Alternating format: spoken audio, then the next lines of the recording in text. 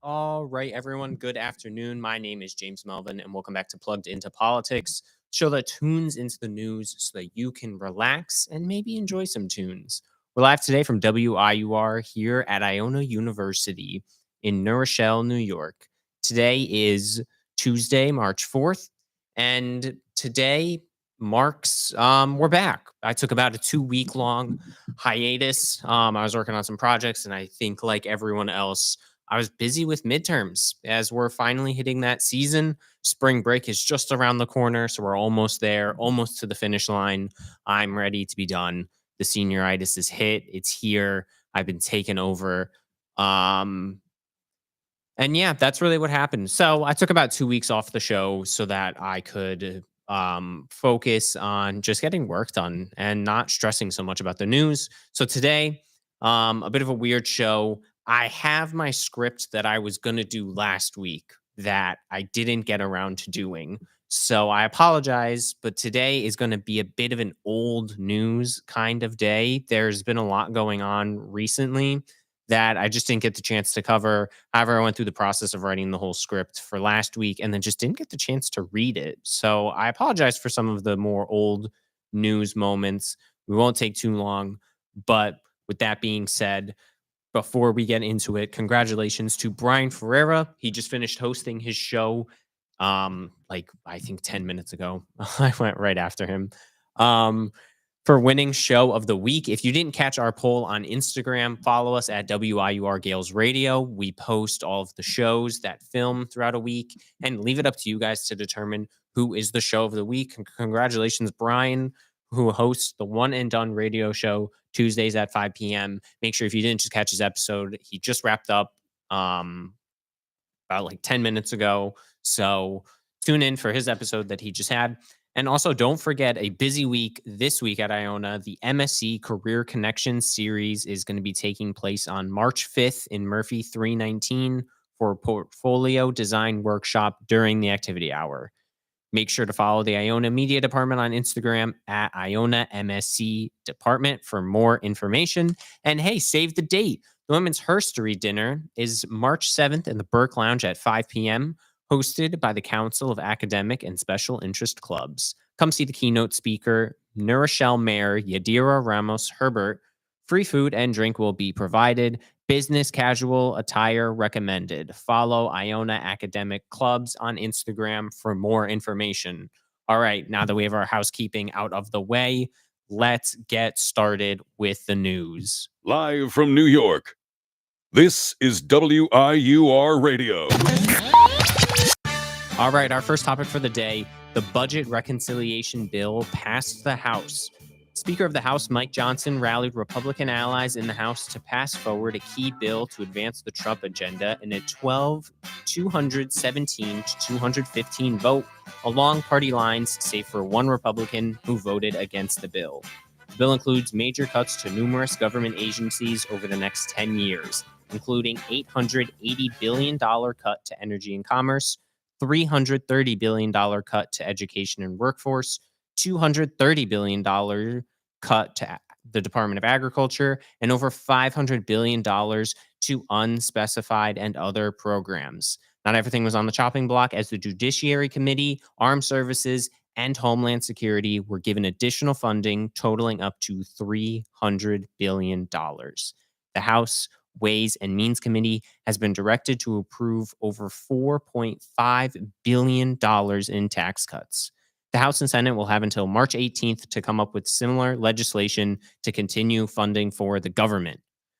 Such an upbeat tune for such an interesting piece of legislation to get passed as we're talking about all these cuts coming in.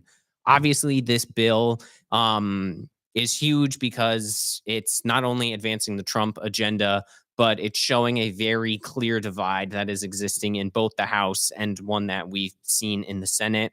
Outside of the one Republican who voted against the bill, Republicans are basically in control of most legislation that's going through. This bill is not, just to clarify, this bill is not immediately law now that it has been agreed and passed by the House. What has happened is that the Senate has also been looking for a way to fund the government and come up with legislation that they can pass. So the House Republicans needed to pass this bill forward. So now the House and the Senate are going to come together and come up with their combined spending bill that they will then vote on and will become law. So they have until March 18th. And once March 18th hits, the government is just gonna we've seen it in the past. The government will shut down. It happened under the Trump administration, happened under the Obama administration. So hopefully that doesn't happen, but keep in tune and keep it to the back of your head.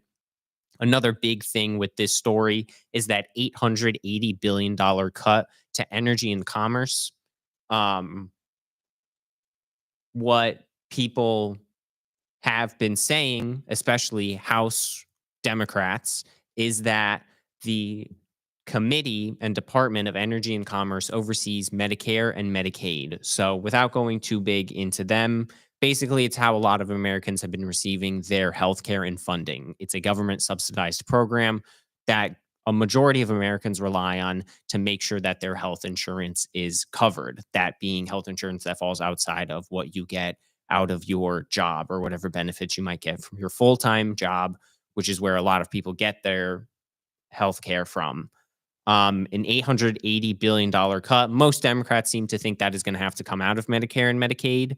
Speaker Mike Johnson, I don't have it, but it seems to be the going number is about 50 billion they think is in fraud. So if there's only 50 billion that you've been able to find in fraud, you want to cut 880 billion. Republicans are saying that they're going to find a way to cut this out.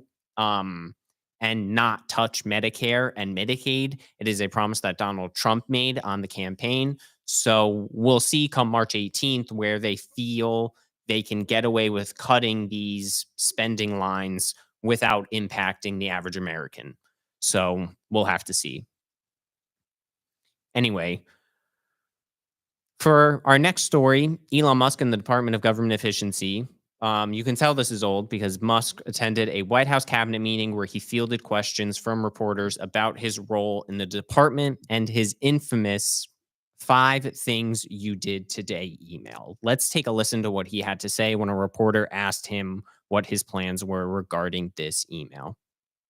Well, to be clear, I think that email perhaps was misinterpreted as a performance review, but actually it was a pulse check review. Do you have a pulse? Do you have a pulse? Yeah, so funny. So, the 5 things you did today email went out about a week ago and received criticism from all ends. Not only did a majority of people who were asked to reply to the email ask, do I really have to reply to this email that I got on a Friday at the end of a workday? But also, Trump's own cabinet instructed their employees to not discuss what it is that they do at work. This went out to every government employee. So people at the FBI were being asked, hey, what cases did you work on today? And the director of the FBI, Marco Rubio, the Secretary of State, basically said, hey, don't worry about this email. I am your direct supervisor. You don't have to tell anyone what it is that you're getting up to over here. So, Musk and Trump seem to be wanting to take a very aggressive approach when it comes to cutting a lot of the fat that they see in the government. But the thing to understand is that this is not always just a very cut and dry answer when it comes to, all right, let me ask a majority of people what they've done. And then said that if you didn't respond to the email, then you were basically saying that you resigned from what it was. You're resigning from your job, which is almost illegal to do. And that is a much more relevant story is the amount of lawsuits that Musk and the Department of Government Efficiency have been bringing to the White House. Recently, due to one of these lawsuits, the White House had to admit that Musk is currently not the head of the agency. Amy Gleason has been named head of the agency. I have that report. I think it's this one. Yeah. Let's read the report. So this is the United States District Court for the District of Columbia document filing. Mr. Musk is an employee of the White House. He holds that position as a non-career special government employee. In that job, Mr. Musk is a senior advisor to the president. It is not uncommon for the president to have senior advisors who are special government employees. For instance, Anita Dunn was an influential senior advisor to President Biden. Mr. Musk can only advise the president and communicate the president's directives.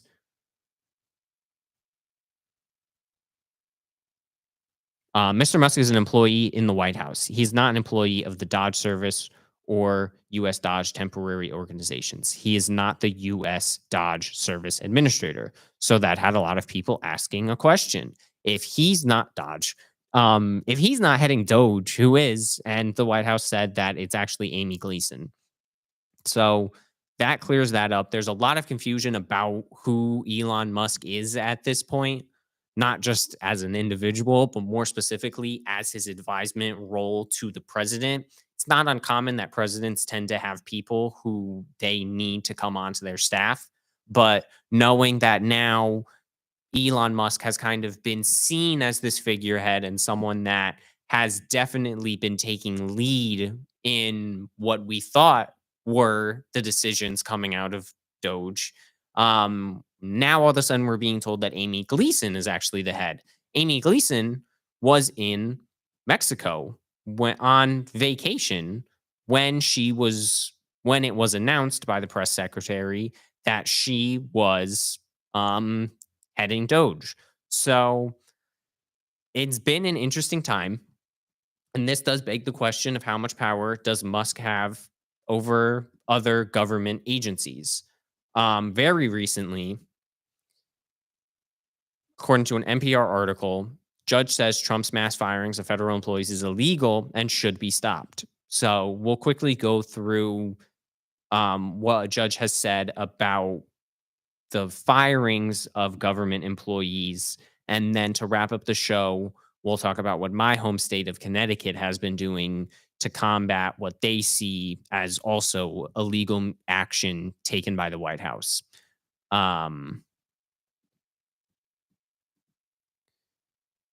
So the lawsuit, quote, the lawsuit originally brought by labor unions and later joined by the civic groups alleges that OPM, the Office of Personnel Management, which is a government employee organization, alleged unlawful ordered agencies to carry out the firings. Quote, statements from officials at multiple federal agencies admit that the agencies carried out termination not on their own discretion, but on the direct orders of OPM. So they basically have been in a lot of lawsuits having been blocked. And that leads us to where Connecticut steps into this, where Attorney General Tong sues to stop Elon Musk's unconstitutional power grab.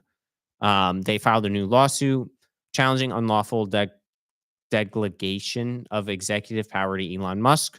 The lawsuit argues that President Trump has violated the Appointments Clause of the United States Constitution by creating a new federal department without congressional approval and by granting Musk sweeping powers over the entire federal government without seeking advice or consent of the Senate. No one elected Elon Musk. This is coming from Attorney General of Connecticut, Tong. No member of Congress authorized the creation of his department or confirmed him to lead it. Donald Trump has allowed this unelected billionaire to worm his way into our government and your private records. We're not going to let them get away with it. So, a lot has been going on recently in the courts regarding the Department of Government Efficiency. People really aren't too sure what Elon Musk's role is at this point.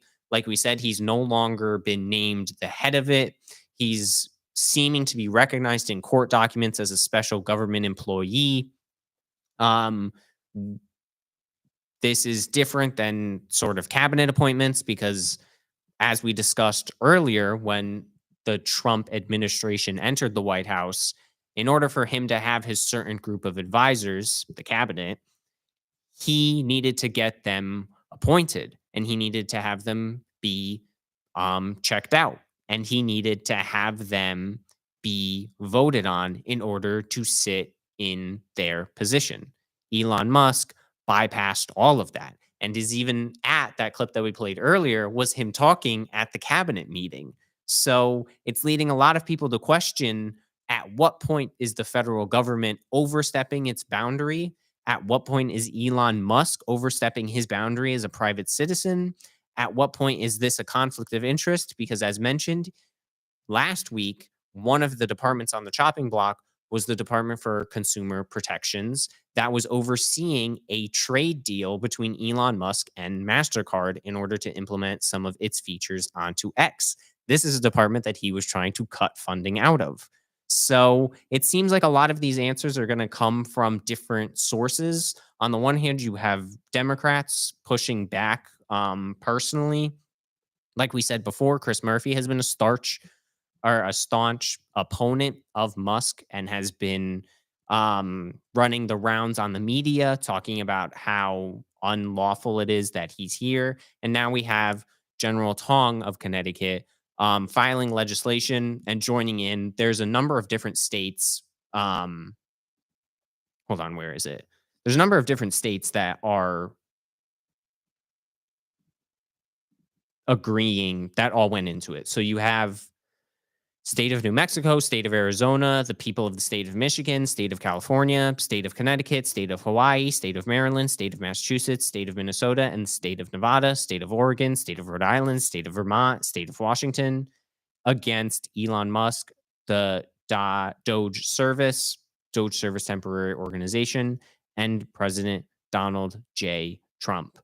So a lot of different states are all getting in on this. It seems like the question of how long will the department be able to keep going is going to mainly come from the courts to see just how effective this firing and cutting of people is without legislation. It's one thing to ask, hey, I need 2 million government employees to respond to this email that I sent them. It's another thing to say, okay, now we're firing these people, but then having the courts say, you can't fire these people, that's illegal. Now you have to go through the process of rehiring them. And because these people lost their jobs, you now need to make sure that these people are paid for the time that they weren't at work. So, in an effort to dismantle government bloat, you're now adding more government bloat.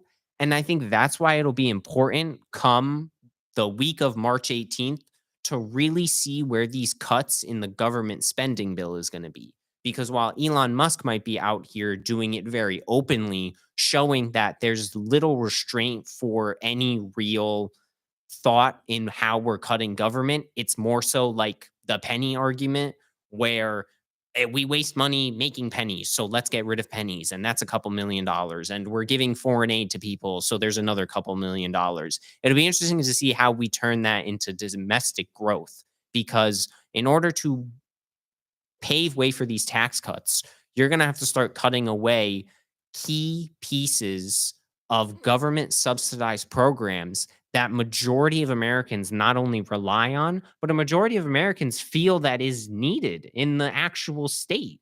So all of that brings us to this week, the week of March 3rd. Today's the 4th. And we'll have to see where all of this goes. And how it all plays out in the end. I'll be excited to see. I'll keep you all informed. I might do a double show this week if enough happens. I'll try and come up with another script, but I wanted to just go over some of the stuff that was old news before it became extremely old news.